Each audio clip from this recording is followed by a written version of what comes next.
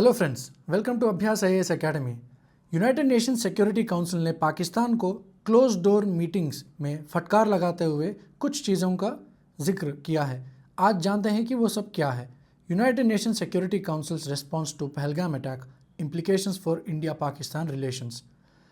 पहलगाम का जो terror attack हुआ था जिसमें 26 सिविलियंस की मौत हुई थी, यूनाइटेड नेशन सिक्योरिटी काउंसिल ने एक क्लोज डोर कंसल्टेशन कंडक्ट किया है पाकिस्तान के साथ और उसने पॉइंट आउट किया है कि पाकिस्तान का रोल सपोर्ट करने में, टेरर आउटफिट्स को सपोर्ट करने में क्या रोल उसका रहा है, इस चीज़ को लेके पाकिस्तान को क्वेश्चन भी किया गया। इस पूरे डेवलपमेंट को हम एक तरह से मेजर डिप्लोमेटिक शिफ्ट मान सकते हैं। यहाँ आप देख सकते हैं न्यूज़पेपर आर्टिकल में लश्कर-ए-तैयबा का इन्वॉल्वमेंट, क्या पाकिस्तान ने लश्कर-ए-तैयबा का इस्तेमाल करके इंडिया के ऊपर पहलगाम में अटैक करवाया है, ऐसा पूछा है यूनाइटेड नेशन सिक्योरिटी काउंसिल ने। पहलगाम में क्या हुआ था, चलिए उसको ब्रीफ में जानते हैं। 29 अप्रैल 2025 में कुछ अनआइडेंटिफाइड गनमैन टेररिस्ट्स ने एक बस में जाते हुए हिंदू पिलग्रिम्स के ऊपर धावा बोल दिया था। उसके साथ ही उन्होंने फायर करके 26 सिविलियंस की जान ले ली थी, जिसमें विमेन और बच्चे भी थे। इस अटैक को प्राइमरीली इंटेलिजेंस ने लश्कर-ए-तैयबा नामक एक संस्था जो पाकिस्तान बेस्ड टेरर आउटफिट है उसको बताया गया था। आप यहाँ पे देख सकते हैं कि यूनाइटेड नेशन सिक्योरिटी काउंसिल के क्लोज डोर मीट में कोई आउटकम नहीं आया है। पाकिस्तान ने एक बार फिर से कश्मीर का इशू रेज किया है। कश्मीर का इशू आप जानते हैं, पाकिस्तान हमेशा उसको इंटरनेशनलाइज करने की बहुत कोशिश करता है। जब भी पाकिस्तान को किसी भी इशू पे क्वेश्चन किया जाता है तो पाकिस्तान कश्मीर का इशू लेके आता है और उसको इंटरनेशनलाइज करने की कोशिश करता है। लेकिन India has always maintained that Kashmir issue is a bilateral issue, यानी कि ये इशू जो है ये इंडिया और पाकिस्तान के बीच का इशू है और इसमें किसी और तीसरे देश का दखल अंदाजी इंडिया बिल्कुल भी वेलकम नहीं करता है। यूनाइटेड नेशन सिक्योरिटी काउंसिल का अनप्रेसिडेंटेड मूव क्या है, चलिए जानते हैं इसमें। यूनाइटेड नेशन सिक्योरिटी काउंसिल ने एक क्लोज डोर मीटिंग किया है in response to India's briefing on the attack. India ने जो इस अटैक के ऊपर ब्रीफिंग दिया है उसके आधार पर यूनाइटेड नेशन सिक्योरिटी काउंसिल ने एक क्लोज डोर मीटिंग को अरेंज किया था। Several permanent as well as non permanent members questioned Pakistan counter terrorism efforts. Pakistan जो क्लेम करता है कि वो हमेशा काउंटर टेररिज्म एफर्ट्स लेता है और अपने ज़मीन पे किसी टेररिस्ट एक्टिविटी को होने नहीं देता है, उसको चैलेंज करते हुए सेवरल परमानेंट और non permanent members of the UNSC ने क्वेश्चन किया है और मिलिटेंट ग्रुप्स को जो वो शेल्टर देता है उसके रोल के ऊपर भी उन्होंने क्वेश्चन किया। हालांकि कोई ऑफिशियल रेजोल्यूशन तो पास नहीं हुआ था इस विषय पे, लेकिन द टोन ऑफ क्वेश्चनिंग जो है, पाकिस्तान को जिस तरीके से क्वेश्चन किया गया है वो एक significant shift towards greater scrutiny of Pakistan. हम मान सकते हैं कि पाकिस्तान को अकाउंटेबल बनाने की जो ये कोशिश है ये कहीं ना कहीं काम आते नज़र आ रही है। यहाँ पे आप देख सकते हैं कि क्लोज डोर मीटिंग में यूनाइटेड नेशन सिक्योरिटी काउंसिल ने पाकिस्तान से टफ क्वेश्चंस पूछे, डिफ़िकल्ट क्वेश्चंस पूछे amid the heightened tensions with India. India का जो डिप्लोमेटिक पुश है उसको हम जानने की कोशिश करते हैं। इंडिया ने एक डॉसियर प्रोवाइड किया है जिससे ये पता चलता है कि लश्कर-ए-तैयबा का जो ऑपरेशन है इन पाकिस्तान वो किस तरह से चल रहा है। इंडिया ने zero tolerance policy against terrorism के ऊपर भी अपना ओपिनियन जताया है और बोला है कि इंटरनेशनल कम्युनिटी से रिक्वेस्ट किया है कि एक कोऑर्डिनेटेड एक्शन जिसमें सारे देश मिलके ग्लोबल टेररिज्म के अगेंस्ट स्टेप्स लें, इसको रिक्वेस्ट किया है। न्यू दिल्ली ने यूनाइटेड नेशन सिक्योरिटी काउंसिल को इंडिविजुअल्स और एंटिटीज़ जो टेरर फाइनेंसिंग में और लॉजिस्टिक्स में इन्वॉल्व हैं उनको सैंक्शन करने की भी मांग की है।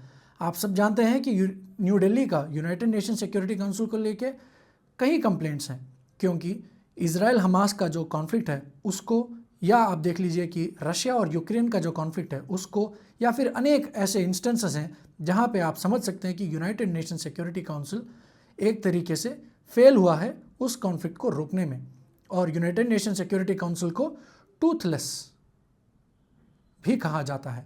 और साथ ही साथ इसके जो 5 परमानेंट मेंबर हैं इनमें सभी को मिला हुआ है वीटो पावर, मतलब कि कोई भी स्टेप जब यूएनएससी कलेक्टिवली लेना चाहता है तो उसमें से एक कोई भी कंट्री उस डिसीजन को वीटो कर देता है, जिससे कि वो डिसीजन वहीं का वहीं रुक जाता है और आगे कोई स्टेप्स लेने का जो संभावना है वो नहीं रहता है। तो this makes United nation security council Toothless. हालांकि इसके बावजूद इंडिया ने हमेशा अपना trust United nation security council के ऊपर प्लेस किया है, क्योंकि India always believes in democratic institutions. अब इसमें पाकिस्तान का जो डिनाइल है और आइसोलेशन है उसके ऊपर जानते हैं कि क्या हुआ है। पाकिस्तान ने सारे ही एलिगेशंस को रिजेक्ट किया है और क्लेम किया है कि ये एक फॉल्स फ्लैग ऑपरेशन है, माने कि ये पाकिस्तान ये बोल रहा है कि ये एक फेक ऑपरेशन है जो इंडिया ने खुद किया है ताकि पाकिस्तान को ग्लोबली मलाइन किया जाए। हालांकि इसका जो ये आर्ग्यूमेंट है यूनाइटेड नेशन सिक्योरिटी काउंसिल के जो मेंबर्स हैं उन्होंने नहीं माना है और काफ़ी लोगों ने पाकिस्तान से ट्रांसपेरेंसी और वेरीफाइबल काउंटर टेररिज्म स्टेप्स जो पाकिस्तान क्लेम करता है कि वो ले रहा है, इसके बारे में उन्होंने मांग की। पाकिस्तान को जो इंटरनेशनल आइसोलेशन हो रहा है वो अभी और ज़्यादा प्रोनाउंस्ड हो गया है, यानी कि और ज़्यादा बढ़ गया है। अब ग्लोबल रिएक्शंस क्या हैं इस इशू पे? यूएनएससी के जनरल ने एंटोनियो गुटेरेस ने इस अटैक को कंडेम करते हुए पाकिस्तान से अकाउंटेबिलिटी की मांग की है और दोनों तरफ के देशों को यानी कि इंडिया और पाकिस्तान से रिक्वेस्ट किया है कि वो इस इशू को डी एस्केलेट करें।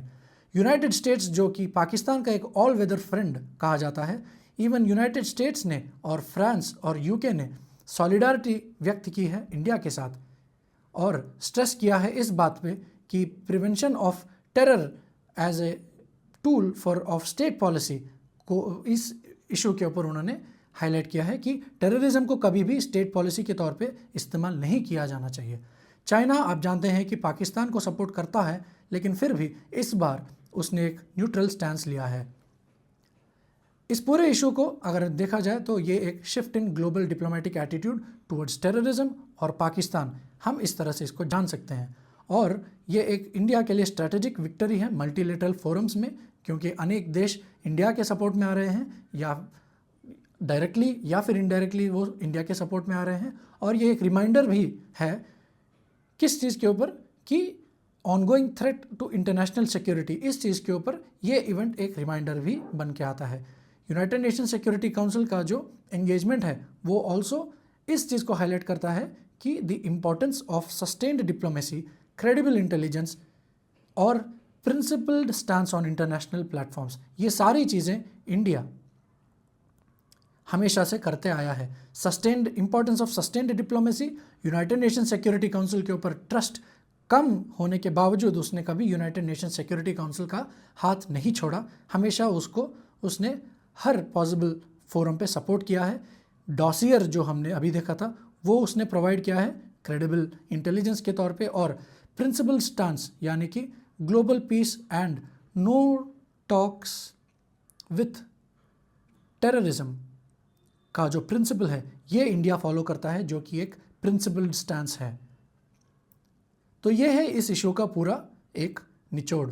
चलिए आज एक और क्वेश्चन हम जानते हैं इस इशू से related. Question of the day ये है कि क्या यूनाइटेड नेशन सिक्योरिटी काउंसिल ने पहलगाम टेरर अटैक जो जम्मू एंड कश्मीर में हुआ था उसके बाद की स्टेप क्या लिए हैं? ये आपके 4 ऑप्शन है। सही जवाब आप जानते हैं कि पिन्ड कमेंट में आपको मिल जाएगा। थैंक यू, टेक केयर, जय Hind. Abhyas IAS Super 30 batch starting from June 15th. Take the skill test and join us in clearing your civils in your first attempt itself.